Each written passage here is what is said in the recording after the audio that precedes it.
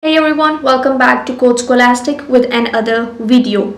As you can see in this video, we are going to learn how we can modify the headings in MS Word. This is the heading and I am going to style this heading. If I click on the H1, then it will style it according to the default style.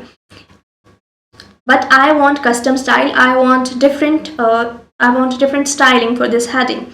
So what I'm going to do is I'm going to click on the heading 1 and I will right click and see there is modify setting. Click on that. For the text formatting, I want it Times New Roman and the size is going to be 14 bold, and the color I want to stick with the black. Add to the styles gallery, automatically update, and OK.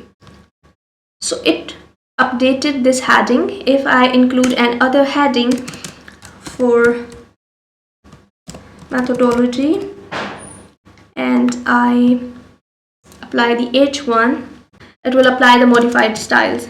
I hope the video was informative for you. Don't forget to subscribe for the latest videos.